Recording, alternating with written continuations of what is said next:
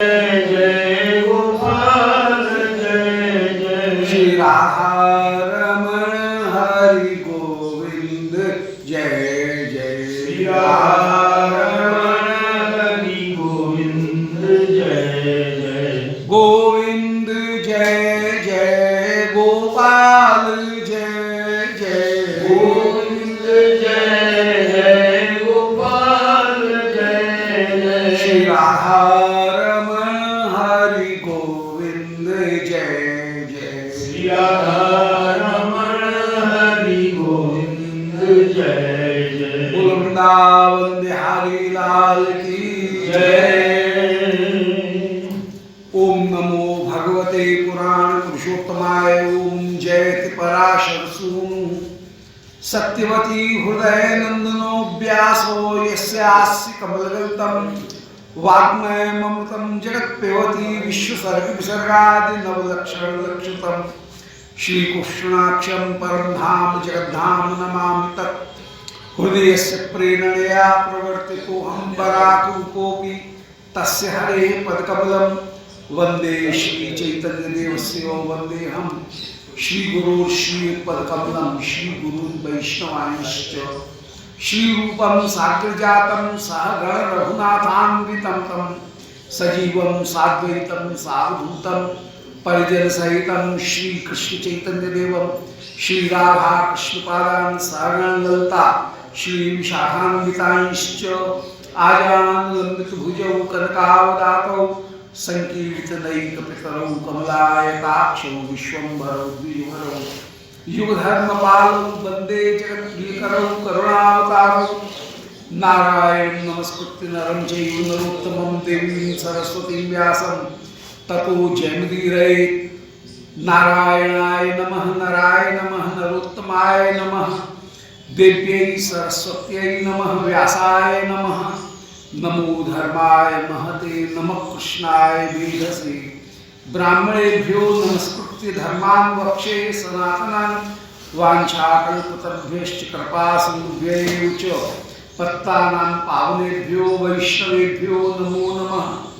हे श्री सनातन प्रभु करुणाम्बुराशे हे रूप दुर्गत जनैक दयावलोको हे भक्तियुग्म सुमते रघुनाथ दासो श्री जीव में कुरुत मंद मते दयांद्रा बोलो श्री वृंदावन बिहारी लाल की जय।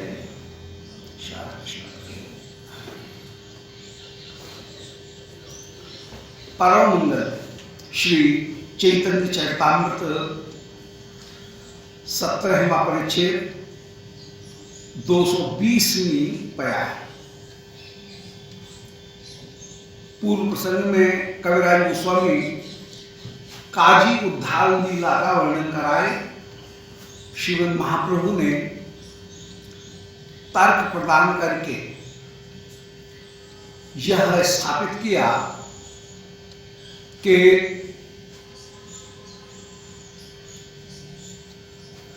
सगुण निराकार की अपेक्षा निर्गुण निराकार और निर्गुण निराकार की भी अपेक्षा सगुण साकार भगवत स्वरूप वैचारिक दृष्टि से सर्वश्रेष्ठ है।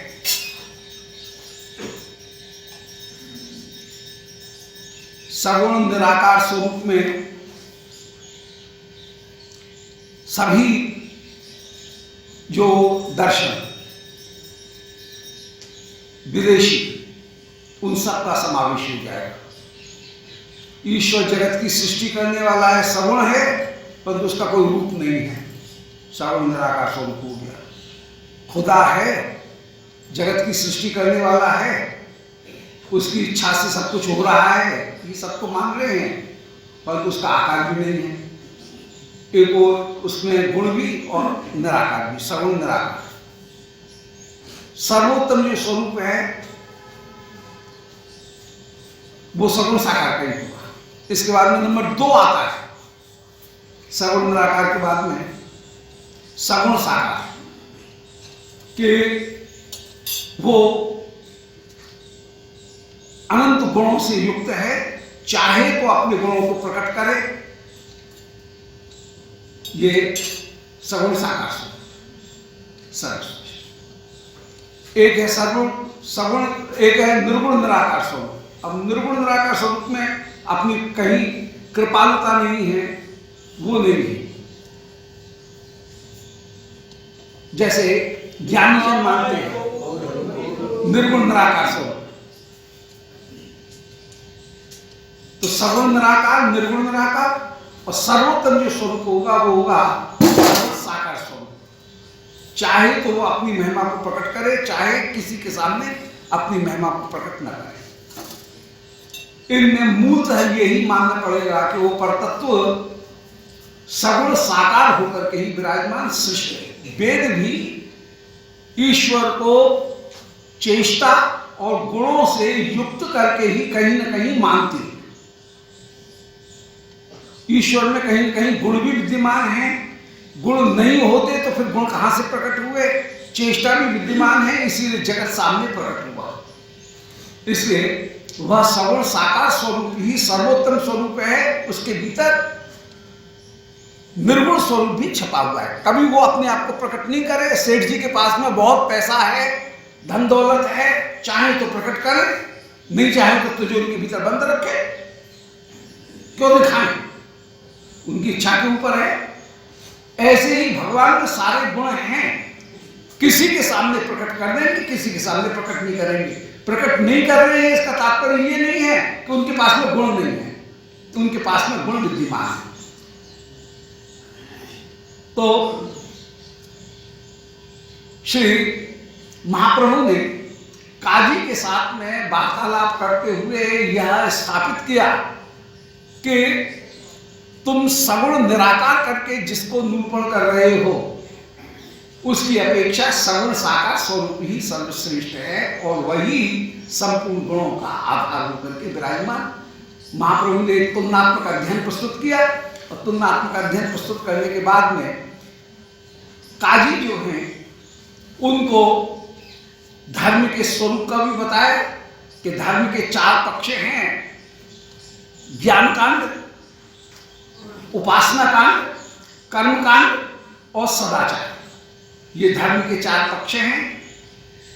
इनमें दार्शनिक दृष्टि से ज्ञान कांड और उपासना कांड की दृष्टि से भक्ति में जैसी महिमा विद्यमान है और जितनी गहराई विराजमान है, इतनी गहराई और किसी दूसरे प्रकार में नहीं है। भारतीय दर्शन की ये चारों वस्तुएं जितनी प्रभावशाली हैं, इतनी प्रभावशाली कोई दूसरे दर्शन की नहीं है। कर्म कांड के एक प्रसंग को लेकर के कि अश्वमेध, गवारंभ, गोमेध इत्यादि के जो शास्त्र में वर्णन किए गए, वो एक विशेष देश काल पात्र के सापेक्षता के कारण वर्णन किए गए कि यदि ये सारी क्षमताएं हैं तो उस सतयुग में उन ब्राह्मणों के पास में जब ये सामर्थ्य थी कि वे किसी बूढ़ी गाय को भी युवक बना सकते थे, उस समय प्रत्यक्ष गोमेध का कहीं विधान रहा होगा। इसके बाद में शास्त्र में बिल्कुल निषेध कर दिया और उस समय भी मुख्य जो वस्तु थी वो मुख्य वस्तु कहीं प्रतीकात्मक रूप में ही थी, प्रत्यक्ष रूप में गोमेध इत्यादि नहीं है। इसका निषेध किया।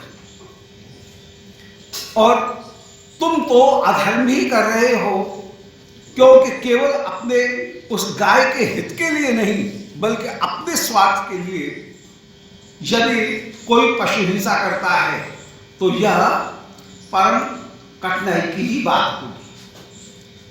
काजी ने अपने अनुभवों को बताया कि जब मैंने निषेध किया, नृसिंह रूप में भगवान ने मुझे तर्जन किया, मेरे पास में कई प्यारे आए, उन्होंने मुझसे ये कहा कि महाराज हम एक दिन नाम संकीर्तन को रोकने के लिए गए तो वहां पर ऐसी ज्वाला उत्पन्न हुई नाम संकीर्तन के बीच में कि हमारी दाढ़ी मूछ मुंह सब जल गए।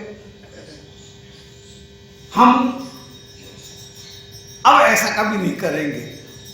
और न जाने क्या बात है कि कृष्ण नाम हमारे मुख से रोकने पर भी रुकता नहीं है, कृष्ण नाम अपने आप प्रकट होता हुआ चला जाता है। इत्यादि इत्यादि बात कह करके भगवान ने काजी को ये स्थापित कर दिया कि श्री नाम संकीर्तन उनका कभी भी मैं निषेध नहीं करूंगा। काजी विदाई दिन सचिव नंदन, महाप्रभु ने कहा आप कभी भी संकीर्तन को मना मत करना। ऐसा काजी को वचन भरवा करके, उससे भिक्षा मांग करके कि तुम मुझे मामा कहते हो तो मुझे दान दो, ऐसे वचन भरवा करके काजी स्वयं श्रीमन महाप्रभु के साथ में नृत्य कर रहा है। संकीर्तन में उसने नृत्य किया और संकीर्तन में नृत्य करके काजी को आपने शशि नंदन ने उस समय विदा प्रदान की। नाचते नाचते आएगा आपन भवन, श्रीमद महाप्रभु नाचते नाचते अपने भवन में लौट करके आए। ए मते काजी प्रभु करेला प्रसाद, यहाँ ये सुने ताप खंडे अपराध। इस प्रकार काजी के ऊपर श्रीमद महाप्रभु ने कृपा की। इस चरित्र को जो श्रवण करेंगे उनके जितने भी नामापराध हैं उन नामापराधों की भी निवृत्ति हो जाएगी। नाम की महिमा इसके माध्यम से प्रकट हुए। नाम अपराध की निवृत्ति नाम के सेवन के द्वारा ही होगी। नाम की महिमा को जानते हुए ही उनके जितने भी अपराध हैं वे अपराध, और श्री महाप्रभु तो परम कृपालु होकर के विराजमान है। अपराध खंडन श्रीमद महाप्रभु का सहज स्वरूप है कि सारे अपराधियों के अपराध को वे दूर करते हैं और उन्हें पाप निवृत्त करके भक्ति में वे प्रवृत्त कराते हैं। अब महाप्रभु की छोटी मोटी सी जो चमत्कार में लीला है लोगों को आकर्षित करने के लिए, इसलिए कहीं कुछ कुछ लीलाओं का उनका निरूपण कर रहे हैं। तत्वतः चमत्कार प्रकट करना ये कोई बड़ी बात नहीं है, परंतु दुनिया आकर्षित होती है चमत्कार के कारण। इसलिए कभी कभी संतगण चमत्कार भी प्रकट करते हैं। महाप्रभु श्री भगवान भी कभी कभी अपने चमत्कार को प्रकट करते हैं। यद्यपि चमत्कार के कारण उनकी भगवत्ता नहीं है, उनकी भगवत्ता तो स्वाभाविक रूप में विराजमान है। एक ऐसी लीला का वर्णन कर रहे हैं, उस लीला के माध्यम से जगत को उपदेश प्रदान करने के लिए श्रीमद महाप्रभु ने एक लीला रची। एक दिन श्रीवासे मंदिरे गोसाई नित्यानंद संगे नृत्य करे दुई भाई। श्रीमद महाप्रभु का एक नियम है कि श्रीवास पंडित के घर में नृत्य संकीर्तन करते हैं। एक बार को पूरा माने एक वर्ष का पूरा कर्म लिया, फिर सदा ही संकीर्तन करते हैं। श्री श्रीवास का आगमन श्रीमद महाप्रभु के संगीत संकीर्तन रास का रास मंडली है, वहां पर सब भक्तों को संग में लेकर के आप नृत्य करते हैं। तो श्रीवास के मंदिर में आनंद में श्रीमद महाप्रभु नृत्य कर रहे हैं, संगीत कर रहे हैं। संकीर्तन श्री नित्यानंद प्रभु भी आपके संग में विराजमान है। नित्यानंद संगे नृत्य करे दो भाई, दोनों भाई कृष्ण बलदेव, ये नित्यानंद प्रभु को संग में लेकर के कृष्ण बलदेव महाप्रभु श्री नित्यानंद प्रभु में बलदेव, महाप्रभु में कृष्ण, दोनों भाई नृत्य कर रहे हैं। उसी समय श्रीवासा पुत्र कहाँ हई परम हो, घर के भीतर श्रीवास के पुत्र हैं, उन श्रीवास के पुत्र का परलोक हो गया। श्रीवास के पुत्र समाप्त हो गए, देह त्याग हो गया।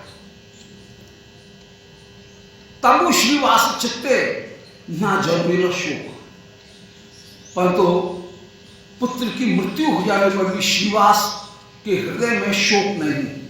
मन में विचार करें अभी महाप्रभु का नृत्य चल रहा है, हाय कहीं कोई रो नहीं दे, रो दिया तो महाप्रभु की नृत्य में बाधा पड़ जाएगी। इसलिए महाप्रभु श्रीवास पंडित ने क्या धैर्य, श्रीवास पंडित ने घर की जितनी भी महिलाएं हैं, जितने भी लोग हैं, उन सबों से कह दिया कोई बोलेगा नहीं, चुप एकदम शांत,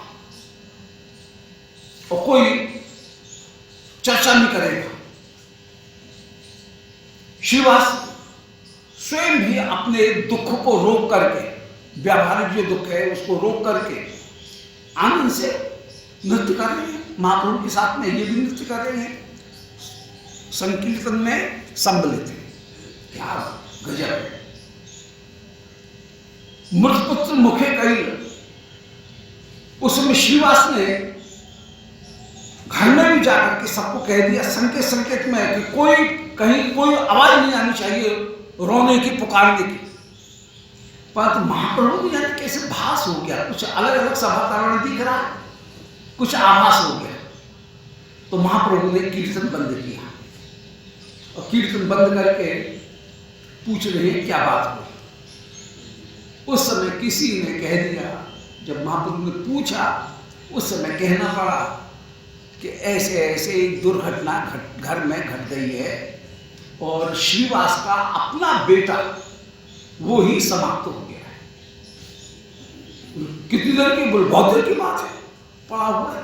परंतु आपका संकीर्तन चल रहा है, इसलिए पंडित जी ने मना कर दी है कि बस कोई बोलेगा नहीं। श्रीवास पंडित मना कर चुके हैं, पंडित जी ने मना कर दी है, इसलिए कोई कुछ बोल नहीं रहा है। महाप्रभु तो श्रीवास के इस सेवा सुख को देख करके कि महाप्रभु के संकीर्तन में उनके भाव में कहीं अंतर नहीं आ जाए, एकदम रीझ गए हैं। और श्री महाप्रभु उस समय उस बालक के पास में पहुंचे, बालक का शव पड़ा हुआ है।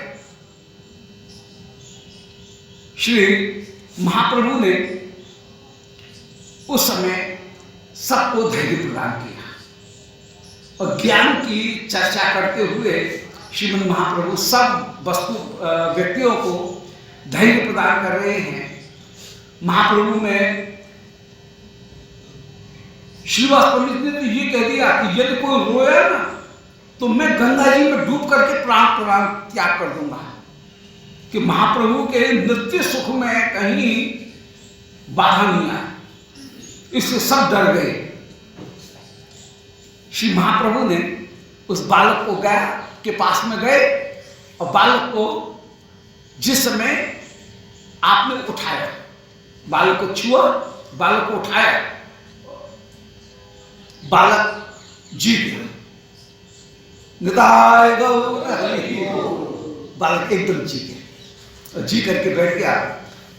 महाप्रभु पूछ रहे हैं कि श्रीवास पंडित के घर को छोड़ करके क्यों जा रहा है भाई?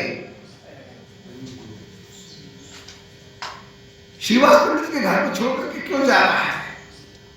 अब वो बालक कह रहा है, महाराज आपने ही कर्म बंधन के नियम बनाए हुए हैं और कर्म बंधन प्रारब्ध के कारण देह मिला है, प्रारब्ध की पूर्ति हुई तो देह समाप्त होगा। संचित, क्रियमाण और प्रारब्ध तीन प्रकार के कर्म हैं। संचित कर्म कैसे?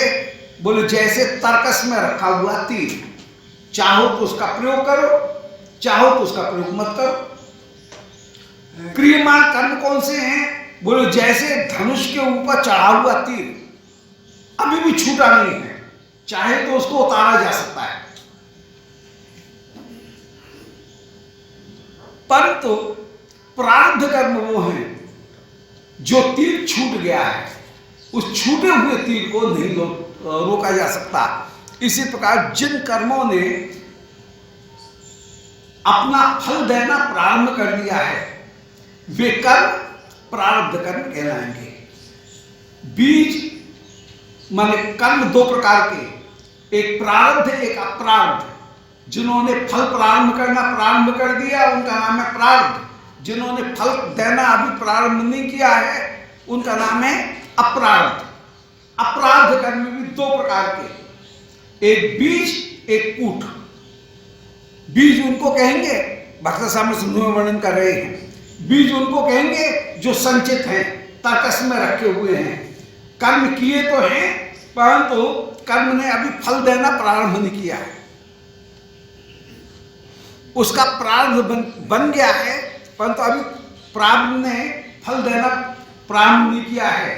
एक प्रारब्ध पूरा हो जाएगा तब दूसरा प्रारब्ध भी प्रारंभ होगा। कभी कभी दो प्रारब्ध एक साथ भी भोग लिए जाते हैं, कभी कभी एक एक करके प्रारब्ध आते हैं। क्रियमाण कर्म कौन से हैं? बोले जो तरकस के ऊपर चढ़े हुए तीर हैं उन्हीं को कहेंगे कूट। बीज और कूट, उन्हीं का प्रारब्ध। संचित और क्रियमाण, इनके ही दो नाम हैं अलग अलग। संचित को बीज कहेंगे और क्रियमाण को कूट कहेंगे। जो वस्तु प्रारंभ हो गई उसका नाम है प्रारब्ध। तो श्रीवास के वे पुत्र जीवित होकर के महाप्रभु से बोले महाराज, आपके कर्म बंधन की जो मर्यादा आपने बताई है उस मर्यादा के अनुसार अब मेरा प्रारब्ध पूरा हो गया था, प्रारब्ध पूरा हो गया, इसलिए मैं जा रहा हूं, नहीं तो आपकी आज्ञा का उल्लंघन होगा, इसलिए मैं जा रहा हूं। ये मर्यादा जो है वो मर्यादा की शक्ति में मैं बंधा हुआ हूं। बोले ये तुम्हारे बंधु बांधव रो रहे हैं। उस समय उस पुत्र ने उन सब बंधु बांधवों को धैर्य प्रदान किया और कह रहे हैं, अरे कौन किसका पिता, कौन कौन का पुत्र, यावद यस्य संबंध ममत्वम तावदेव ही। जब तक जिसका संबंध है तब तक ममत्व रखना चाहिए। जब संबंध समाप्त हो गया, प्रारब्ध पूरा हो गया, संबंध समाप्त हो गया, फिर ममता रखने की क्या आवश्यकता? जो गया सो गया, जाने दो। फिर उसके लिए फिर रोते रहना, इसकी आवश्यकता नहीं है। शरीर के साथ में ही संबंध है। जब एक शरीर समाप्त हो गया तो फिर उस संबंध को भी, स्नेह को भी तोड़ देना चाहिए, छोड़ देना चाहिए।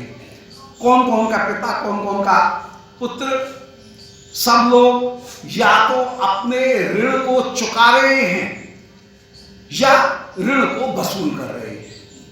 यदि बेटा बाप की सेवा कर रहा है तो समझना चाहिए पूर्व जन्म में इसने हमसे कोई ऋण लिया, आज चुका रहा है।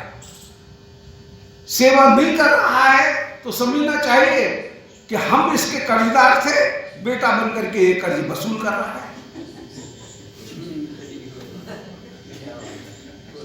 ऐसी स्थिति में ऋणानुबंधी संसार है और ऋणानुबंधी संसार समझ करके धैर्य धारण करके ही व्यक्ति को विराजमान होना चाहिए।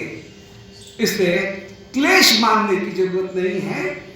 केवल ये समझ करके कि कर्म के बंधन के अनुसार ये संबंध जुड़े हैं और सब अच्छा या बुरा जो व्यवहार कर रहे हैं वो भी ऋणानुबंधी व्यवहार ही कर रहे हैं।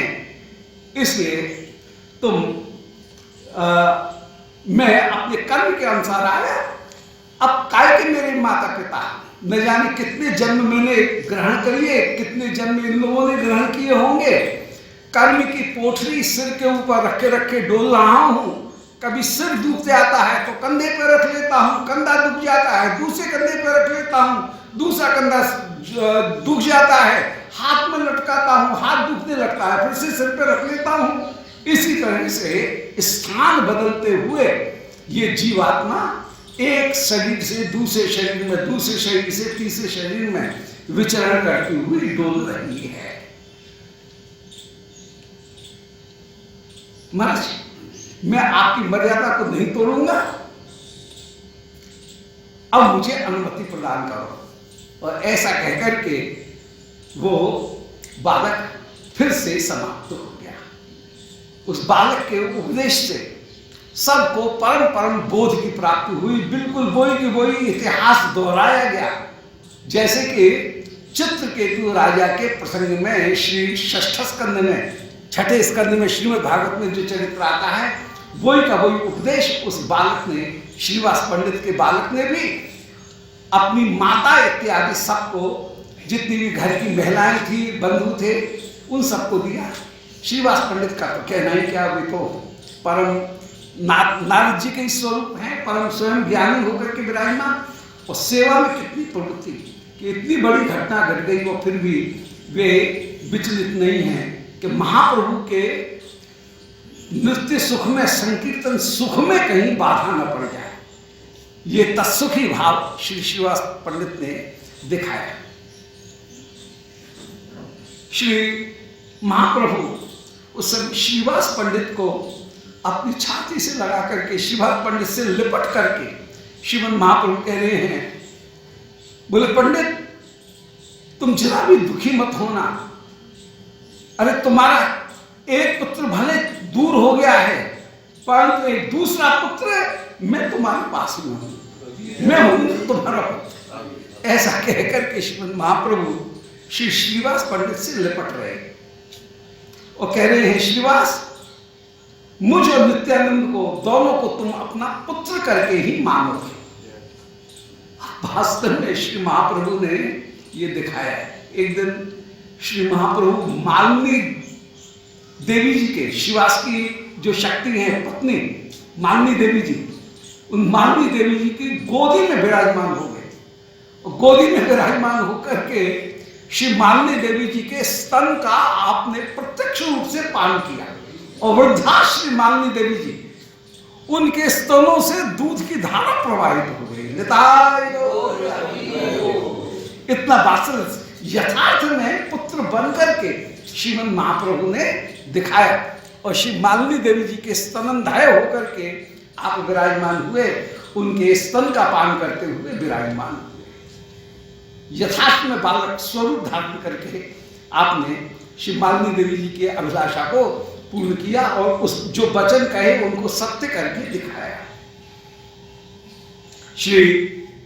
श्रीवास चरणों में पड़ रहे हैं और श्रीवास व्याकुल होकर के कह रहे हैं कि महाराज आप ही मेरे, आप हमारे पुत्र कैसे हो सकते हैं? आप ही हमारे माता पिता सब कुछ स्वामी आप ही हो।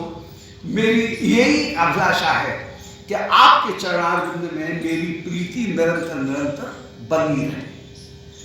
उसी लीला का स्मरण कर रहे हैं कि श्रीवास पुत्र तहां हरि परलोक, श्रीवास के जो पुत्र हैं उनका परलोक हो गया। तब श्रीवास के चित्त न जन्मिल शोक, तब भी श्रीवास के चित्त में शोक उत्पन्न नहीं हुआ। मृत पुत्र मुखे कैल ज्ञानेर कथन, श्रीमन महाप्रभु ने मृत पुत्र के माध्यम से ज्ञान का कथन करवाया और ये निरूपण कर किया कि शरीर के साथ में आत्मा का संयोग संबंध है, स्वरूप संबंध नहीं है।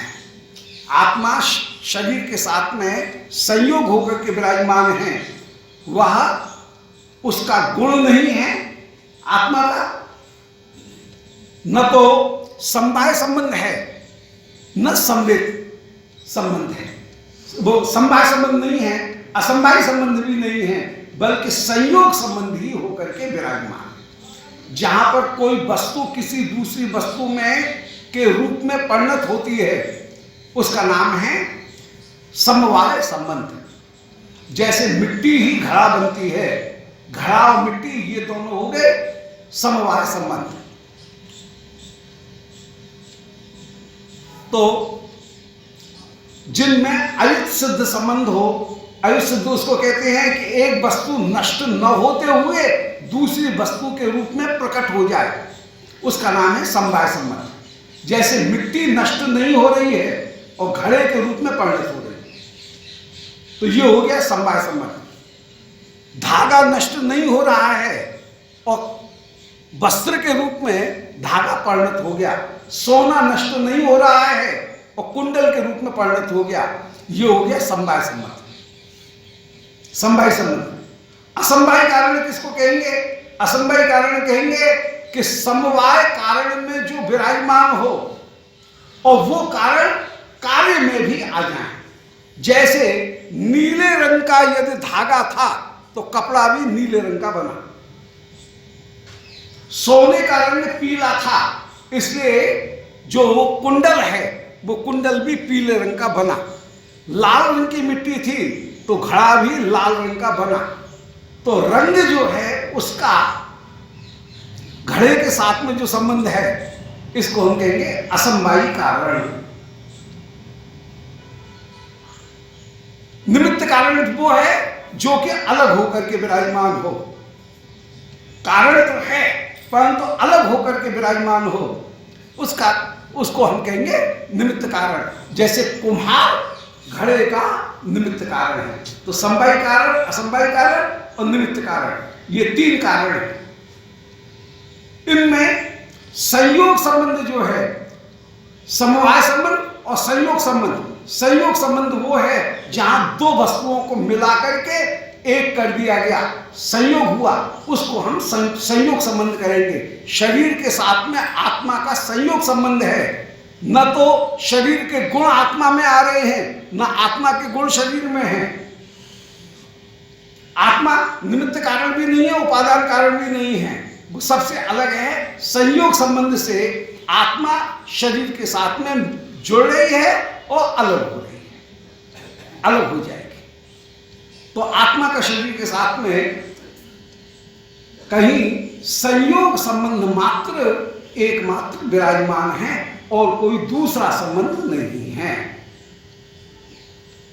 जहां संयोग संबंध हुआ वहां पर वियोग होगा ही होगा। जिस वस्तु से संयोग हुआ है उससे वियोग भी प्राप्त होगा। ऐसे श्रीमद् महाप्रभु ने सब लोगों को उस समय समझाया।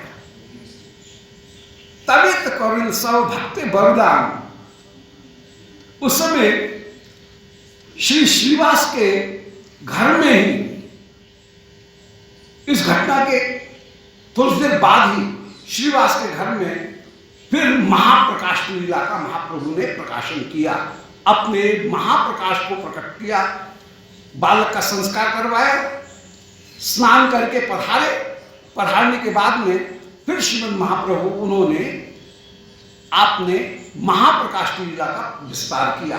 अर्थात श्रीवास पंडित, उनके घर में जहां श्री मंदिर है, मंदिर के बाहर जो जगमोहन है, उस जगमोहन में एक सिंहासन बना हुआ है। उस विष्णु सिंहासन के ऊपर श्रीमद् महाप्रभु जाकर के बैठ गए। जहां पर कभी कोई उत्सव में ठाकुर जी बाहर आए, उसके लिए तख्त वगैरह जो लगे हुए हैं, उस सिंहासन के ऊपर श्रीमद् महाप्रभु आकर के विराजमान हो गए। और महाप्रभु देखते देखते ही उस सिंहासन पर बैठ करके महाप्रभु में महाप्रकाश, श्री नारायण का जो स्वरूप है, वो नारायण का स्वरूप प्रकट होने लगा। महाप्रभु की भाव भंगिमाएं सब परिवर्तित हो गई हैं। नारायण जैसे ही भाव भंगिमा प्रकट हो गई और एक एक को बुला करके उस समय आशीर्वाद प्रदान कर रहे हैं, सबके ऊपर कृपा करते हुए विराजमान हो रहे हैं। महाप्रकाश लीला हुई, सबको श्री महाप्रभु ने उस समय अभीष्ट वरदान दिया। उसी समय श्रीवास पंडित की भतीजी हैं श्री नारायण, छोटी सी बालिका है, एक जरा सी बालिका, और बालिका एकदम रुदन कर रही है। और उस बालिका को रुदन करते हुए देख करके